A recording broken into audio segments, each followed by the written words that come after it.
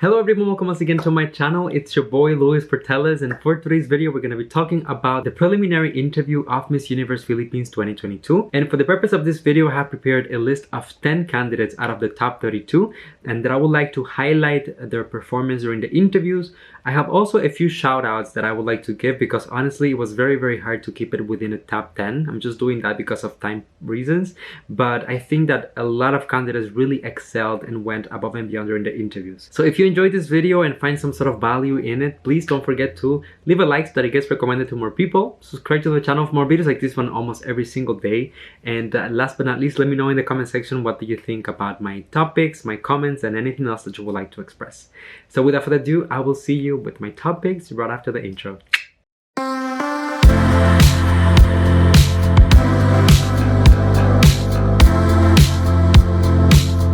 Alright, so let's get right into it. Number 10 on my list, we have Sashi Shiesa representing Lapu-Lapu City. I think that Sashi, first of all, is such an amazing communicator. The way that she expresses herself, it's really powerful, it's really impactful. And honestly, something that I wrote in my notes as she was speaking is that she reminded me a little bit of Michelle Obama for some reason. So that's really a great compliment in my opinion. I like that whenever she speaks, she is just very honest, very blunt. And that's actually part of her answer. She was saying that her friends call her like Sashi Savage because of just she has no filter, which I think is a great thing, you know. But also you need to be a little bit careful with that sometimes in pageantry precisely. But overall, I feel like Sashi was really able to shine when it comes to her interview, and she was able to show herself under a very positive light, in my opinion. Number 9 on the list, we have Dominic Pixon representing Cebu province. And you know, one of the things that I told you about Dominic, if you remember, this is from my video about the pre-preliminary topics that I had for the candidates. I said, you know, all throughout the challenges, she has really proved that she has what it takes physically and facially to go further in the competition and potentially get the title. However, I still feel like I don't know her.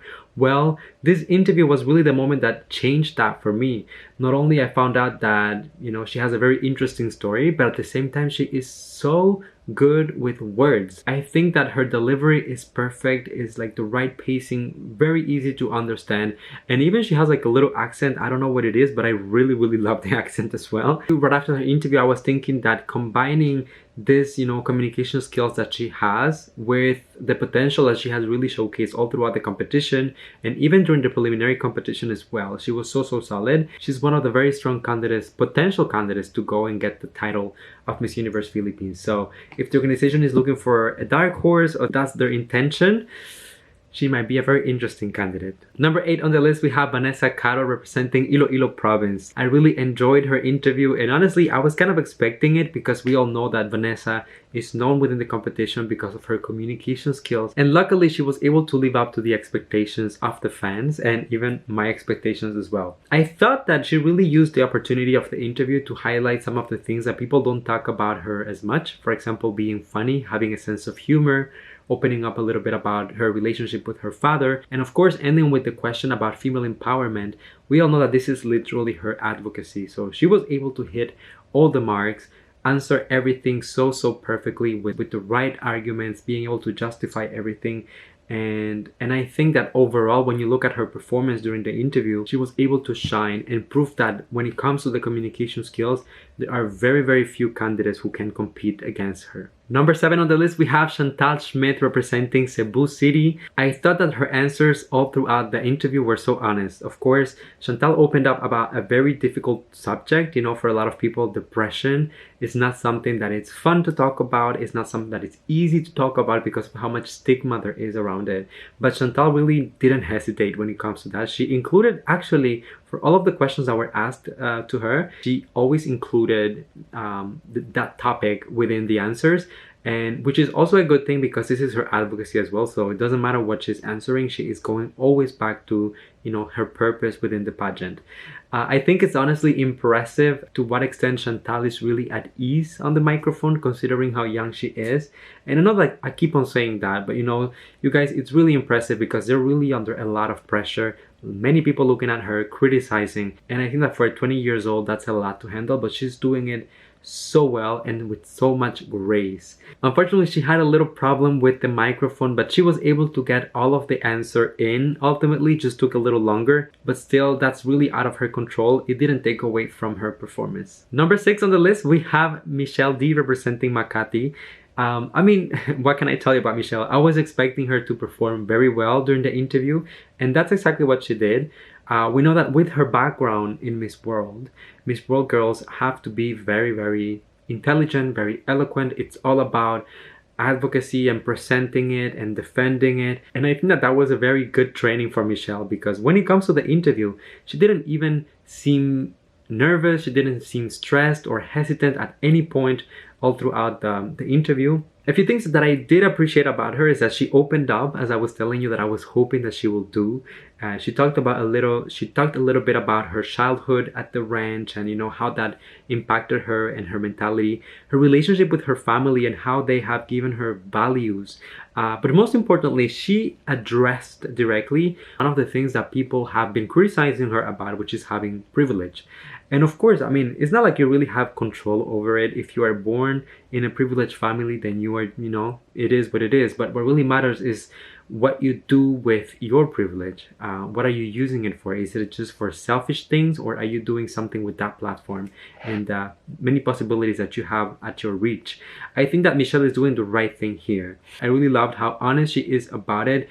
And if anything, I feel like she's really engaged and finding ways to use that power that she has, that her family holds, in order to uplift other people. So after this interview, nothing but love and respect from Michelle. The only feedback that I had to give her back in the day about her presentation was that I wanted her to open up, and that's exactly what she did here. So I'm super happy with this. Number 5, we have Julia Sabia representing Albay. Julia is a very interesting communicator, because for those of you who had the chance to actually listen to her a little bit and get to know her a little bit before the interview, you know that she is a very spiritual person. So she's very put together, very calm, very inspiring. And those were exactly the different elements that I saw all throughout her interview. I thought that it just felt very natural, very conversational, which is something that Sir Voltaire said in the very beginning. Even before they started the interviews, they said like the purpose of this entire thing is just to get to know the candidates' personalities. We don't want them to give us like a pageant answer or something that feels like super rehearsed, or you know, like a catchphrase that you heard from another queen. No, we want to see who you are as a person, and that's exactly what I got from this interview.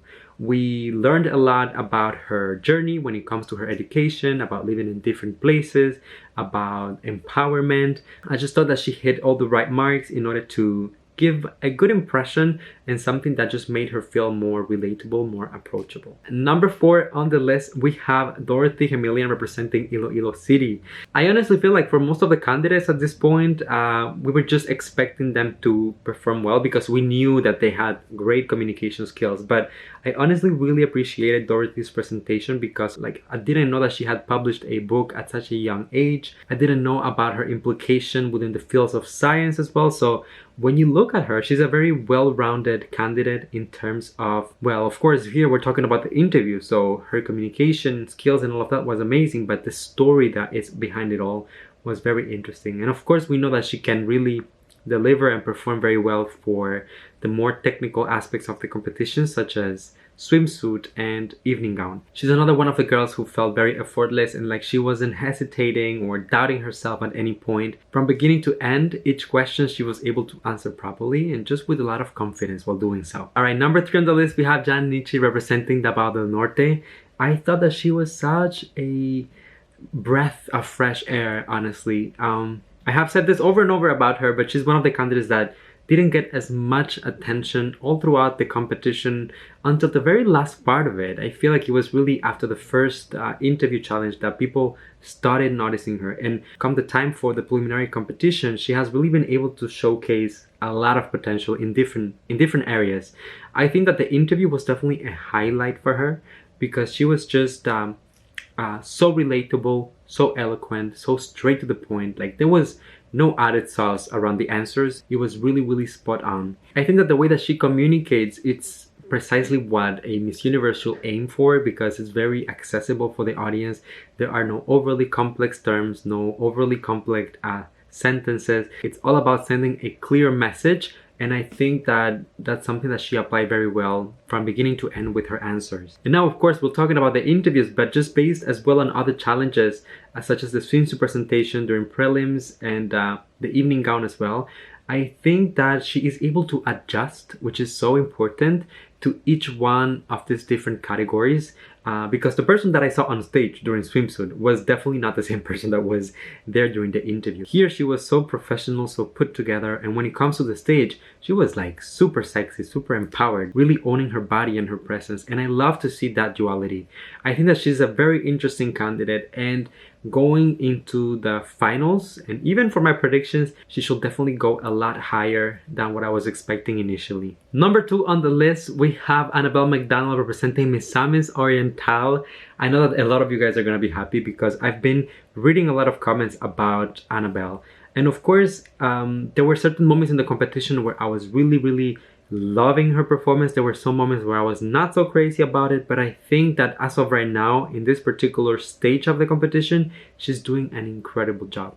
The interview was no exception. And what I really like the most about her is that I feel like she has a very refreshing perspective about things, but she's also very traditional in a way. I don't know if you get what I mean, but like her styling, the way that she delivers when she communicates, just like the way that she speaks, even her accent. I know that one of the things that people sometimes criticize about her is that she doesn't look Filipina enough because of her fair skin and like hair color and all of that, but I think that she really embodies like the values and just like the core of the Filipino culture. Her ideas here for the interview were really well presented, and she does that in a very firm and upfront way, but without seeming too aggressive. Still very accessible, still very relatable, and at the end of the day, that's what is needed from a leader, from a title holder as well, because we want people to be able to relate to you, for you will be able to keep people's attention, work with sponsors, and really be able to be a person of influence in that way. So this was a very revealing moment for Annabelle, in my opinion. I'm expecting to see a lot more, and I'm excited for finals. I think that she's going to excel. Can she even get the crown? I mean, I have a doubt that she might be able to, so we'll see what happens. All right, and finally, my number 1 pick for the interview challenge goes to Pauline Amilings representing Bohol. And this shouldn't be a surprise to any of you guys because Pauline did such a remarkable job. Honestly, I was so proud of her after her interview because first of all, she was just so relatable and so likable and so approachable. I think that that's really her strength when it comes to this entire competition. Of course, we have talked about, the communication skills.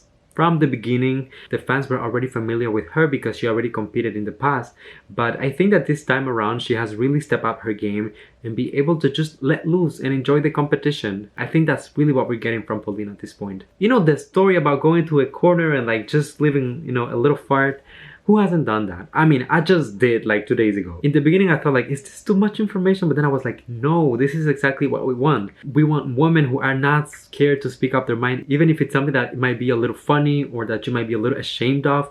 I was glad that she was just able to own it and just laugh it off with the audience, with the people that were present in the interview room as well. I think that laughing at yourself, it's definitely one of the hardest things to accomplish, and she was able to do that effortlessly, and that's a very important quality to have, because when you will be a title holder, believe me, everyone else will have something to say and point out about you. So if you're not able to laugh yourself at your own flaws, at your own mistakes, then you might have a very difficult time with the reign. She did this entire thing with a lot of clarity, with a lot of precision, and most of all, just with a lot of honesty. I loved it. Now, I told you guys in the beginning that I also had a few shout outs that I wanted to highlight. Well, first of all, I wanted to talk about Adil Sanchez representing Bulacan. I thought that she did an incredible performance as well.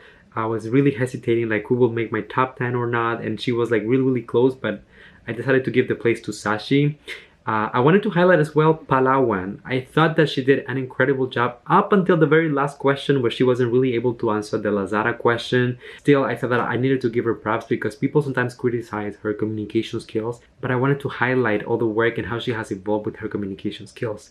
Lucena as well did an incredible job. So amazing. And of course, I wanted to highlight Pasay as well, Celeste Cortesi. I feel like a lot of people were saying she was sabotaged. I don't think it was a sabotage. I just think it was a technical issue. Unfortunately, we didn't get to hear some of the answer. But what we did get to hear, she answered amazingly. Honestly, I think that I'm just in awe of her evolution and how she has grown over time. And I just hope that someday it will be me. But honestly, the only reason why Celeste is not within the top 10 list is because of that moment that we really didn't get to listen, like to hear the answer. So I couldn't really judge her fairly compared to all of the candidates. But great job, Celeste. So there you go, you guys. Those were my top picks and a few shout outs for the preliminary interview challenge. Please let me know in the comments what do you think about my candidates, my comments and feedback, and if there's anything else you would like to express, go ahead and do so. While you're at it, don't forget to leave a like on this video so that it gets recommended to more people. And last but not least, come here and give me a hug. That's a little celebration on the channel. You know that I love you, that I appreciate you. Thank you for coming and spending a few moments out of your day here with me. And until I see you next time, you guys, please stay safe, be kind to one another, sending you all my love, all my kisses, and I'll see you on the next one.